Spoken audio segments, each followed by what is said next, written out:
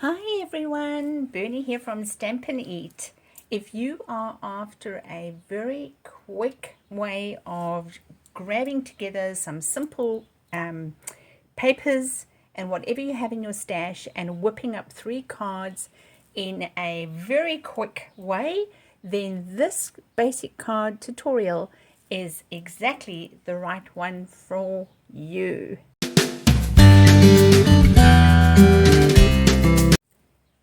Welcome to my craft room, and today I am going to be showing you how to do the triple stack and shuffle card technique, where you're going to be able to grab or generate 3 different cards from the same paper, all looking slightly different. And I'm going to show you how to start off if you're a beginner stamper, moving on to the advanced stamper or somebody that's just got a little bit more than the beginner, and all the way to an avid stamper. So let's get started. You're going to need 3 lots of card bases, and in this one I'm using 3 lots of basic white, and I've decided to pair mine up with Blueberry Bushel, which is a Stampin' Up color in the cardstock range. And the designer series paper that I'm featuring today is, let me just grab it. I should have had this ready, and it is ready. It's just under my stash. And it is the Winter Meadow, and it's from the mini catalog, and it's got all these gorgeous papers in it. So this is a perfect tutorial, or this is a perfect card design if you've got little bits of card or paper left over, or you don't really know what you want to do with them. This is a really good way of using up your cards and your designer series papers. So they all need to be the same size, and the one I am cutting up is 3 7/8 by 5 1/4. You're going to need your paper trimmer for this. And as long as they are all together, so this is the part where you're stacking it, the triple is obviously to do with the 3, then you're going to place it at an angle. Now, it really doesn't matter where you put it, but for this card, I'm going to put it, actually, I've decided that I want my edge in the little slot there, and the bottom, I'm just going to wedge it over a little bit. Alright, so I'm going to create a slightly different look for this one. And you're bringing your paper trimmer down and you're cutting them all at the same time. Take these triangles and just touch them, put them to the side. And this remaining paper, turn it. And now I'm just, oops, that's not what I wanted. Hopefully that's not going to make a difference. I'm just going to take this. It doesn't really have to be, it can be anywhere. You can cut it at any angle as long as you are cutting them all together. So I'm just going to move my paper trimmer out the way. And now I've got these 3 papers, right, that fractured make up the one. So what I'm going to do is I'm going to take these triangles first, and I'm just going to place them, I'm just going to move that, and place them like this. Now I'm taking the top pieces, just want to get them so that they're not in the way, and now you're doing the shuffle part of it. So you are going to add 1 to each of them, making sure that you're not doing the same color. And the last bit is pretty straightforward because you're just going to fill in what is missing on that design. I hope that makes sense. Now, when you're choosing your papers, you do need to look for complementing colors. You don't necessarily want something that is all patterned. I like to pull in a pattern because I think it's quite pretty, but then you're wanting to look for the complementing colors. And this is where the Stampin' Up! Designer Series paper is incredible, because it works so well. They all complement each other. So I'm just going to move 2 of them to the side. It's just, oh gosh, they're sticking onto this background sheet. And I'm going to bring in my blueberry bushel mat, and I'm going to use some liquid Tombow glue, and I like to always use the bigger side first. So I'm just going to stick some glue down there, and I'm going to make sure that this edge around the seam, the frame is more or less the same, because it is going to form your border. Okay, and that's going on to the top, but those guys up as close as you can. And then the last one we're doing is the last piece over there.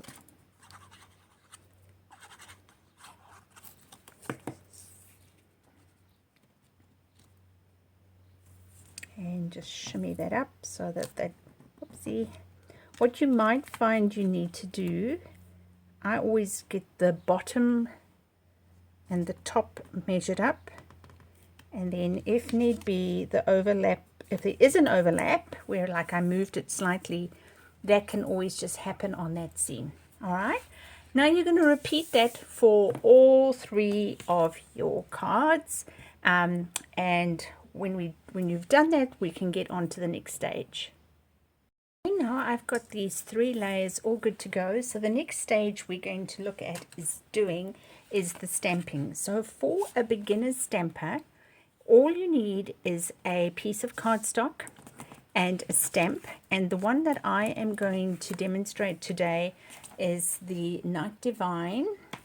And I'm going to be using Blueberry Bushel to match the back. So when you're opening up your stamp set with Stampin' Up, you've got these 2 dots. You just pop your thumbs on either side, squeeze, flip and turn over. And I've mounted this on a cling block, and this is size D. So when you're inking up, you just want to tap and stamp. Don't wiggle it. You don't need to press hard with Stampin' Up! Inks and dyes and inks. They are really good quality, so you don't need to do that. And I'm just going to cut this now by hand. So this is assuming, as a beginner stamper, that you do not have many tools in your craft room for paper craft, and that is okay, because we all started off there somewhere at one stage. All right, so a simple cut.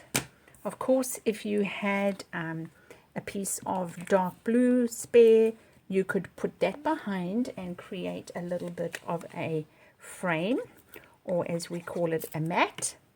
But if you don't, that's also okay. Stick that in the middle, and you have got the beginnings of your first card that you've made if you're a simple stamper. Bring your card base, fold it in half, and we're just going to glue that one over. This is also a great card if you have little young people in your life, and you can get them to do this in a quick jiffy, and they will be so proud of the card that they've made. So that is for a beginner stamper with no experience. Now let's step it up for somebody that might have a few tools in their stash. So I'm going to just ink this up again, right, with the same sentiment. And this time I'm going to be taking a punch, and I'm using this punch. It is called the Essential Tag, and I'm just going to see if I can get it in this way. No, it still seems to want to go that way. So I'm inserting my punch with the stamped image, and I'm pushing it down. That's the beauty of the Stampin' Up! Punches. They have made them specifically so that you can actually see them. So I'm going to just stick that one down with dimensionals. So just stepping it up a little bit. Dimensionals are these gorgeous foam adhesives that we have. And it just adds a little bit of height to your project. Pulling this off. If you can't get them off, an easy tip is just to put your fingernail in it, and it just makes it easier to pull it off. So this is a card that is suitable for somebody that maybe has a little bit more stash than the very, very beginner. Maybe they have a punch that they can use. So again, it's also a card that you can get little people to use. They love punching out different things. It may just require adult supervision to make sure that they don't get their fingers jammed. So, card number 2.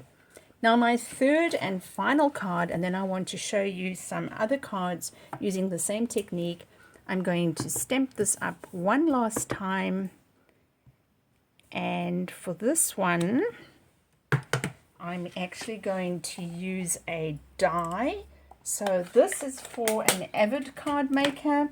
So let me bring in, I'm going to use a circle die, the decal dies, and I'm going to bring in my Stampin' Cut and Emboss machine, which is a really handy tool if you are looking at paper crafting as a hobby or haven't started. It's going to probably be your most expensive tool in your stash, but you're going to do so much with it. So I'm just placing my die on top. I've got my sandwiches, 1, 2, 3, and 3 goes over the top. That cracking sound is normal as it cuts through the die. Let's bring that to the side. And here I have my die cut. Isn't that amazing? But before we do that, if you have a look at my original one, I put some gorgeous ribbon on that one. So I want to do the same. Let's just move that one out the way. I want to do the same, and I'm going to be using this silver and white Christmas ribbon, and I'm going to put some tear and tape across. Just lift it up. It's double-sided tape, and just a teeny tiny bit below it so that I've got 2 layers so that I can put my ribbon on properly. And so with this one, I'm starting it at the top, just like that. Oops, make sure it adheres properly. And I'm bringing it round, slightly shorter, and then bringing that round there. And I'm just going to use some scissors, cut that off. And once again, my label, my sentiment, is going to go onto dimensional. I'm putting dimensionals onto it. Okay. Just peel those off. This is a really quick way of creating cards in a massive hurry, and you can get a little production line going. I'm looking for my bone folder. All right.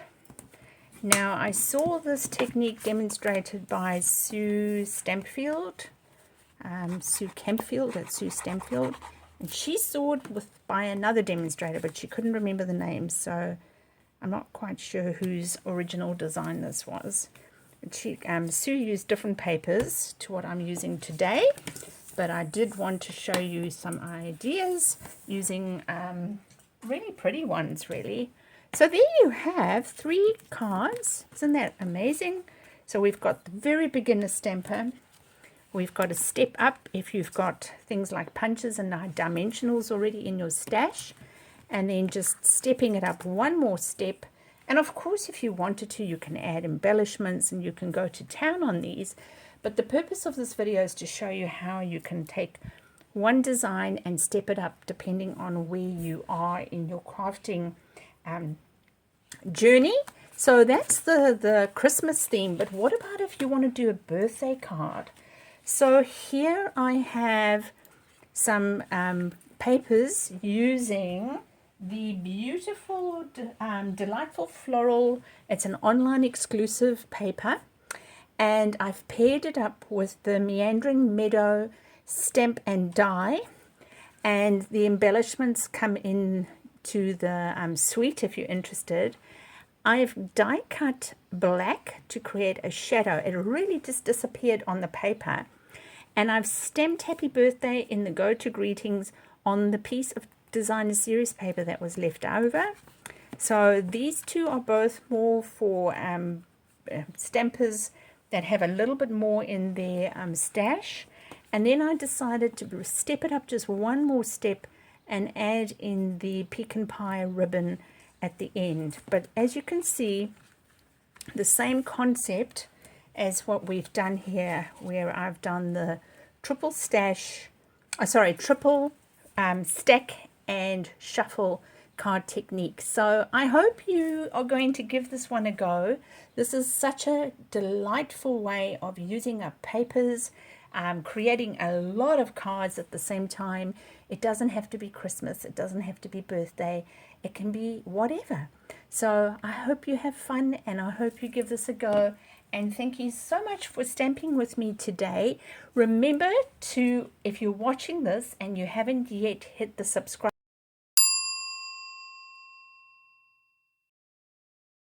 button, please hit the subscribe button and hit the bell so that you will be notified of videos that I post every Thursday at 7 p.m. New Zealand Standard Time.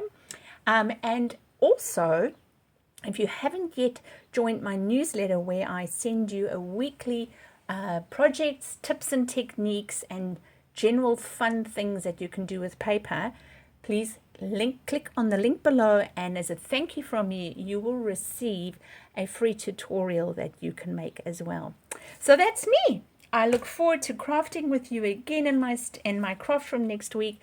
But until we meet again, remember to stamp, eat, sleep, and repeat. Bye.